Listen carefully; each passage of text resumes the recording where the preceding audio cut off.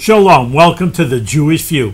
My name is Rabbi Zalman Simon with the Chabad House of Delmar, together with Mark Ronich, a statewide news service, and JBizTechPhilly.com. We have a very special guest with us, my own son, Rabbi Zalman Simon. Zalmi, welcome to our Jewish View. Thank you for having me. It's good to have you here too. I mean, I've known you for so many years, almost as long as you're old, and now it's a father and son team. That's right. He works together with me, and there's a Jewish phrase and a Hasidic phrase that the power of the son is greater than the father. It actually does say that, and he's been expanding the services of Behtlehem Chabad. Now it's not only Delmar Chabad, it's Behtlehem Chabad. We've expanded the borders, and so let's talk about some of the programs that you have instituted and strengthened. In regards to Behtlehem Chabad, I moved back to the area three and a half years ago, together with my wife. We were in Crown Heights, Brooklyn, and my wife's from the Midwest, Milwaukee, and we were brave enough to venture up the river and to settle in the Albany area. But so since we've moved back, we've different initiatives we instituted. For example, there's a program my wife runs, Women's Circle, which is a social program and educational for women. Women's Night Out, usually with a theme. That's been very successful over the last couple of years. We've grown the holiday programming as well. We do a lot of our different events now at the Northside Country Club, which are very successful. We offer also different classes, one-on-one learning. So many programs that were offered even before we moved, but we've now there's two, and also the new center. And yeah, as well. So at the Four Corners. Right. That's true. Thank you for mentioning that. On just about a year ago, we started renting a storefront location in the Four Corners, which has been widely successful. We've got great feedback in the community that people are happy to see that there's a Jewish presence in Bethlehem. We're the only Jewish organization that primarily focuses in this area. And we meaning the both of you? Correct. Okay. He's on Ellesmere and you're on the Four Corners. No, my father also has is together on the Four Corners. Right, but I'm saying, but don't forget about Ellesmere. No, absolutely. So this is, as I was saying, that people have known for years the Ellesmere location. They see menorah out there. Whoever is driven by knows what I'm talking about, and definitely has many times heard and seen Chabad in Delmar. In the Four Corners is a more busy section. I like to say it's the Fifth Avenue of Delmar, and it's the Times Square of Delmar, or where everything comes together. Yeah. And so it's been that's been very successful as well. So tell me about your efforts in terms of the holidays, because I know on Pesach you have Northside Country Club must be very good to deal with, because you have a lot of special requirements that you need, in terms of kashrut and bringing in your own food. We're still trying to make a golf club over here. That's one of the things we're trying to institute. Enough Jewish golfers, but if you have a golf day, that's one of the things on the agenda. Well, then if you get more than a minion, then you can have services there on the golf course too. But I just wanted to. Yeah, we have a great relationship with the country club, the Northside Country Club. Our arrangement we have that they understand that the food that we serve at the event has to be kosher, and therefore we can't use their kitchen. So they allow us to bring food from outside, and we just have an arrangement where we rent the hall, and they allow us to bring food in. That's very generous of them. It is very generous, and I think it's works out mutually. I think it works well for them, and it works for us. We bring a lot of new faces into their venue facility, and it works great for us because it's the newly renovated facility, and it's nice. So you have the Passover Seder, community Seder there. Correct. And you've had. We have our Purim celebration there annually for 3 years, I believe now. Right. We've had a community Seder for their second year, this past Seder. We've had a speaker there. We've had a Siyum there. So different events. perhaps others that which I'm forgetting as well. And then at your Four Corners location, with the Behtlehem Chabad, you've had movies there, you've had learning sessions. You know, there's a lot of activity going on there as well. Correct. You're bringing in people from like Slingerlands and Voorheesville and other, not just Delmar. Exactly. But you're reaching out throughout the town of Bethlehem. Correct. To bring people in, which I think is phenomenal. Yeah, our goal is one of the things when we moved to the area, besides for Delmar, we really started expanding into Slingerlands, Glenmont, Selkirk, Voorheesville, really the entire Bethlehem area. Really to interact with different Jewish households and encourage them to do another mitzvah, to come to programming. And we offer a variety of programming for different interests, age groups. So we have for youth, we have for middle-aged, seniors, social, educational, religious, holiday programming. So we really cover everything. And we use our location for smaller programming. It's just about 1,000 square feet, so it fits. You know, it's for smaller programs. So we have 50 people. 50 comfortably. Yeah. We have we've had our holiday services there. We have classes, social events. We've had a klezmer cafe, a movie night, and office space. We use it for the Shalom Food Pantry as well, which is something else we do. And which we'll get into a little later in the program. But okay. We'll come back to that. Okay, so but that's really what we use our to meet people, and it's really our center, you know, our hub where we're able to work out of. When we've had other guests on the program, they specifically mention that they see the Behtlehem Chabad, the shingle hanging out there in front of the That's right. building. Is there any chance that the back of the building leads to the parking lot, that you can get a sukkah built for the back there? Like It's a good question. I would have to speak to our landlord. Technically, we get one parking spot, which is what they're... More than one parking spot for a sukkah, so... Well, you could technically do it on one parking spot, but it would be a little... would be a little bit tight. So that would be, I would have to speak to our landlord. There's no trees in the area, so that's... Is that an idea that you might work on for the future? Potentially, we have to see. I mean, it's potentially. Okay, and then you have the menorah lighting across the street. When the town manager, town supervisor, excuse me, and who's been in Clarkson, who's been on the show many times, you know, is right across the street, and when I mentioned, he is invited to light the least part of the menorah, and he's very, very gracious to come all the time, every year. And we have, of course, right across the street, literally a few feet away, Rabbi Zalman makes a children's program, which is, not just to light the menorah, but just to come in and have, of course, a latke. You have to have a latke or a apple donut. Cider. Yeah, you have to eat something. That's right. But besides that, I just mentioned there, I remember that it was Hanukkah time, that really, you say it's in the Four Corners, it's like the Times Square, the center of everything in Delmar, but it really is. There's a group of stores, and really this is literally the most corner store, so it's really the most center point physically of the whole Bethlehem area. Is the center of everything is the Behtlehem Chabad. So, but you're right, it's a good idea. We always looking for lay leadership help over here, a new sukkah, so it's something to expand. We're always expanding, and I'll help out physically with building it if you get the permission from the landlord. Okay, you got my commitment. Yeah, we'll take you up on that. All right, so but there's something that came to mind in regards to our location.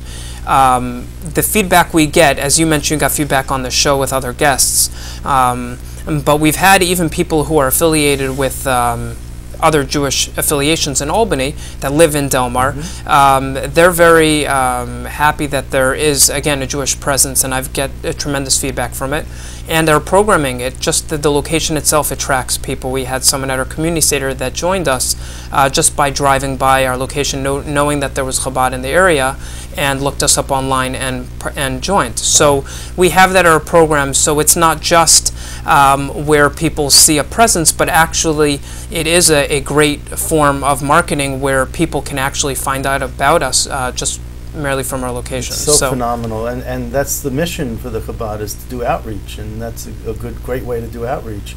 Correct. And I find that there's a lot of a lot of people who might not be affiliated, might not want to be with an organization, they might want to come to Chabad because, you make everyone feel comfortable, regardless of the level of learning that they have, and you're just, great the way you are so welcoming and non-judgmental, and I hear that from so many other people. Exactly. It's a good point. Our model is unique in that we don't have membership. In other words, we feel that everyone belongs, whether they pay dues, quote unquote, or not. And we cater to all Jews, whether they're affiliated, whether they're not, whether they're had a previous education, whether they had a bar bat mitzvah. It doesn't make a difference to us. We embrace every single Jewish person, and we really encourage people to do another mitzvah. That's really our goal. So it's and you're taking the lead from where you grew up with this attitude and with this idea from your father. Correct. So you're just sort of a springboard. And absolutely. My whole life this is what I knew. People coming so you see, you to the set Chabad a good house. example. There you go. You and Clara. Right, excellent. Well, that is a nachas. That's a pleasure. You say father and son. And the son, like I introduced this show, has something special even the parents don't have. But of course, children follow the parents. And you have to lead them and guide them in the right way. So, that's an important idea for the parents. Parents say, well, you be a good Jew and I'll do what I want, and it just doesn't work that way. You have to be a real example. It's more than any words that you can tell a child. It's a very important It's point doing, not just telling, and Yasher Koach, it's great. I would want to just let you talk to you about the Shalom Food Pantry for a little bit. Sure. What is the idea behind it, and how is that? Is it growing? I hope it shouldn't be a need, but unfortunately there is. I think that's just even an initial question. People think Jewish and poor is an oxymoron. That's right. What do you mean? The Jewish people don't need a pantry. They can go to the store and pay full price. And then some. So, just even then, just throughout that idea, just laying the groundwork, sure, what kind of needs there is and who's out there that could use these services. Absolutely. Unfortunately, there are a fair amount of Jewish residents, whether they be seniors, single moms, middle age, really all different types of people that are struggling to put food on their table.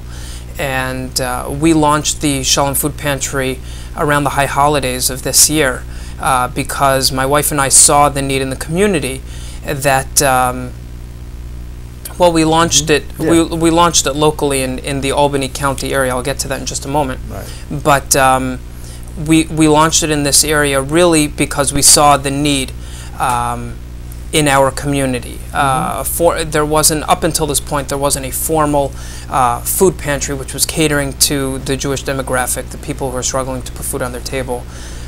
There's always been synagogues, Jewish organizations that provide, but it was either sporadic, it was informal, and so therefore we took the initiative to establish this organization here in the Albany County, Albany region.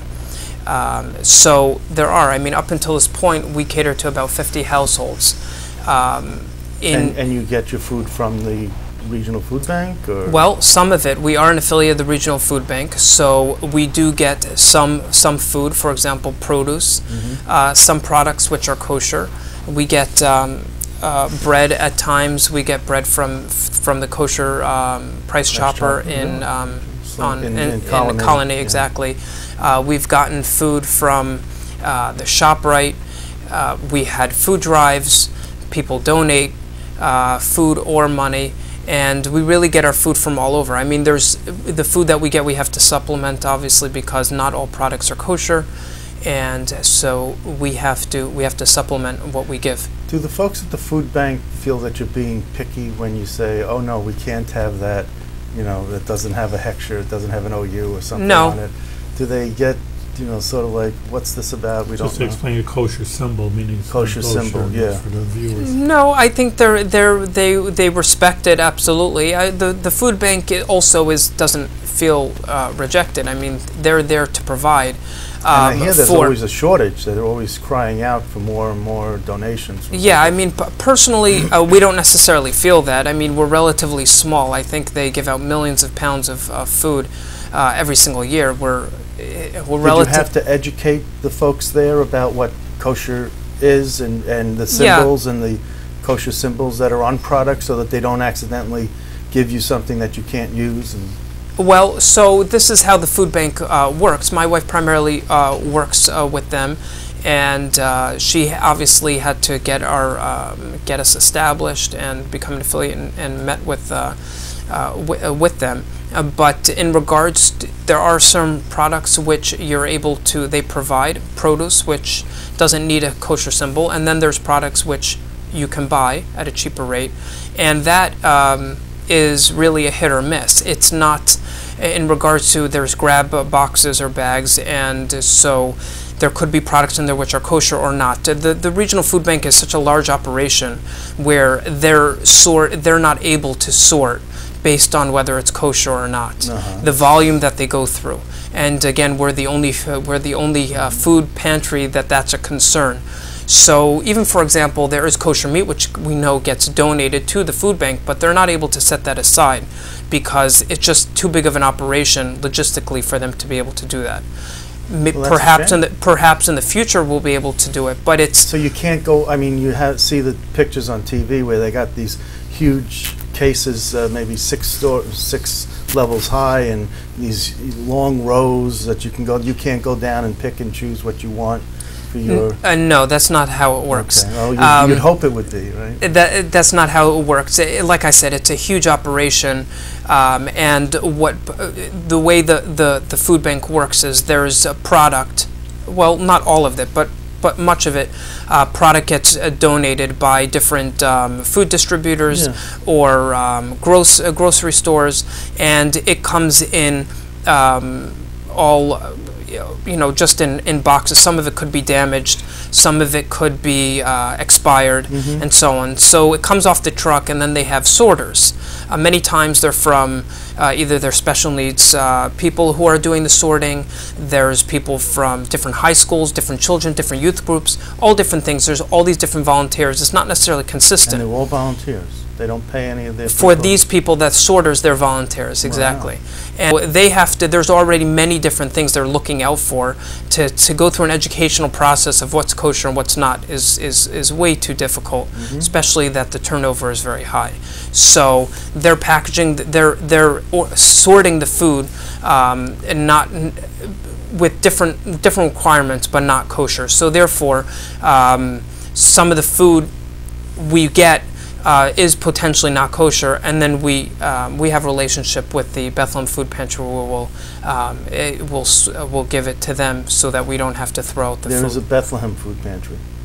There is a Bethlehem Food Pantry running out of Town Hall, and that's catering to the Bethlehem community. So maybe if they get kosher food, they can give you that, and you can give them the non-kosher food, and on a smaller level, you two could work together.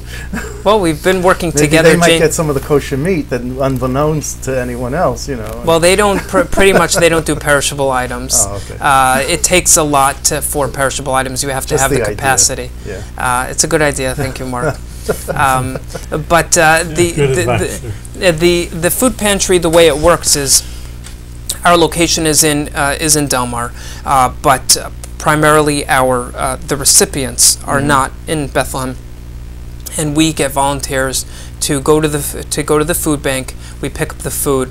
It then gets organized based on the packages that we provide to the recipients, and then it gets delivered by volunteers as well.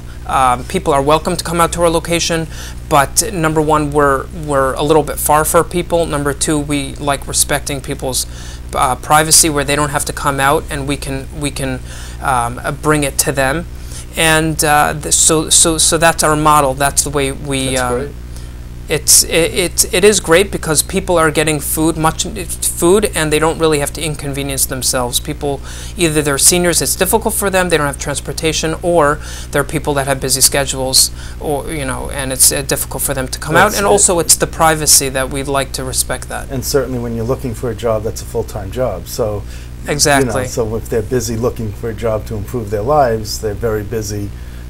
Doing that it makes it easier for them and less stressful and lessens the anxiety level. Correct. If you could come out there and help it's not them. everybody. I mean, how many senior citizens? I know there's homebound people that, of course, Exactly. I deal with that can't even get out of their house. Right. Correct. You have people who don't have transportation. You have people that it's difficult for them to get out. You have families that both parents are working. But again, I'd like to stress, we feel it's important to respect that people don't have to come out to us. It's very difficult to be in a situation of a recipient. And so to lessen that blow, so to speak, we bring it to people's homes. And we provide about 3 to 5 days worth of food once a month to people. And it's very well balanced, whether it be between produce, dairy products, grains, bread, and so we provide, and there's some people, we know there's seniors that are getting about $100 government assistance once a month, which if you crunch the numbers, that's about $3 to $4 a day in food, which is not much. So when we provide, like I said, 3 to 5 days worth of food, that's a large percentage of their food that they're getting for the month, and also they can stretch it further if they need to. So it's not providing all their food, but it's definitely supplementing what they have. And where do you see this going? Is there a next step? Is there some Absolutely. I mean, number one, we feel we're not reaching everyone just yet. The community is a tough community because people don't, as I said before, people don't want other people to know that they're struggling. So it's a kind of word of mouth, how to find recipients. I just know that it's interesting that just when I was even single, and I know a person was giving out in New York to thousands of people. Obviously, New York City is bigger than Albany. And, you would think, well, here you're getting from stores, but he had to go out to the community, ask for donations. So, that's difficult. As rabbis, we know it's not easy to go out and ask for donations. But that's not the difficult thing. The most difficult part is knowing who really deserves it and who really gets it. Because, like you say, people are ashamed. It's not like they're on the doorway. Well, just, you think you, and you. They're ashamed, number one. They don't want to ask. And then you have to really ask neighbors who really needs. Do you see them? And it's really more of a work to find out the recipients more than even the donors. Exactly. That's absolutely true. But there are people out there in need, and it's actually quite a humbling experience to go and deliver the food to these people. I've done it a number of times. My wife definitely does it, and volunteers do much of it as well. But you don't realize that there's poverty in our community, like there is just from looking at their homes. Clearly, people are struggling, and it's necessary that we look out for our own. So your next step? So our next step is, number one, to grow the amount of people that we provide for the recipients. Like I said, it's about 50 households. We see it being in the 100 household range or so. We also see where we can, this is a long-term vision. We'll see how things progress, but eventually having a facility where we're able to provide cooked or pre-made meals. Many seniors that we provide food for, it's very difficult for them to cook. I mean, even to chop up. Food, even to open up cans of food is challenging. So to have a facility where we're able to provide prepared meals, eventually, if the community needs it, would be a soup kitchen as well. We don't know at this point in time if that's needed, but we can definitely see that our vision is, as we get to know the community a little bit more, and as we see the need on the street, we definitely will fill that. So that's really our vision, to do what needs to be done. Okay, well, I just think that, unfortunately there is a need, and hopefully there'll be a time when you'll be put out of business. But until then, I just think what you're doing is filling a huge void, because you're absolutely right. There is a lot of poverty in the Jewish community here. I think it's even worse, because, if there's a problem, people will find a solution. But I've said many times that, it's a nice thing, and maybe it's a compliment to the Jewish community. They're looked up as high regard, and they're affluent, so these are nice characteristics people say about them. But on the other hand, the downside, and I find this even on another coin, which you don't deal with, and I go to the prisons, and people say, what? Jewish person in prison? Never heard of such a thing. But there are, unfortunately, and there's alcoholics, and there's drug problems, and again, alcoholism isn't a Jewish problem, but again, it is. It is, and if you don't obviously admit to the problem, you're not going to look for a cure. So that's what I'm saying. Usually people say, poverty, Jewish people, what are you even talking about?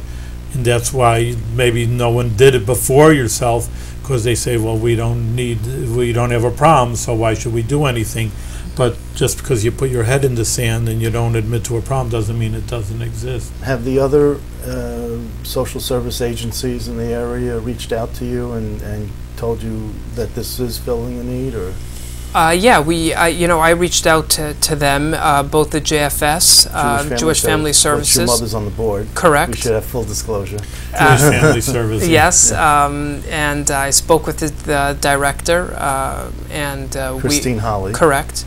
And we have a great relationship where if they know of anybody in the community that's struggling to put food on their table, they refer those people to us. And have they? And they have, okay. Yes. We're also working together with the Jewish Federation, where they also, if they hear about anybody, they would provide those names, because they are not at this point. Okay. They haven't. I assume that nobody has contacted them in that regard. Well, they haven't put the word out yet either, in their newsletters and stuff. And correct. They're not known to do that. That's not. And in their communications with people, they they have their weekly newsletter, and they could. I mean, They have provided some funds in regards to purchasing food at the Regional Food Bank through an endowment. So we have a working relationship with them, a good relationship, and hopefully that continues and it grows.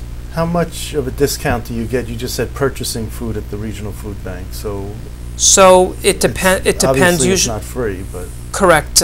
We purchase it it goes based on pounds. I don't remember the number off the top of my head, but it's a significant discount. So we are, when people provide food, it's very helpful. Money donations also are very helpful, because our buying power is much stronger, because number one, we can buy through the food bank where we're getting a steep discount, and we're also able to buy the food that we need to make sure that our packages are balanced. So yeah, we get food from all over, but a large portion of the food we get is from the Regional Food Bank. And that's where the cost is. Okay. Well, there's other costs as well. I mean, there's just there's the basic administrative costs in regards to refrigeration, in regards to gasoline, in regards to there's other costs besides food, but food is our largest expense. Yes. Mark, Mark always tells me I have to give a blessing to the guests, but that's not hard for my own son, that you're doing great work in the few years that you've been here already, expanding a lot of programs, innovating many programs, including the Kosher Food Bank, which is the highest form of tzedakah, of charity, of helping people out directly. So continue good success with your wife and kids, and everything with good health. Thank you. Good work. And if anybody wants to participate financially or find out about both organizations, theshalomfoodpantry.com or BethlehemChabad.com, and you're more than welcome to contact me through the sites. Okay. Thank you.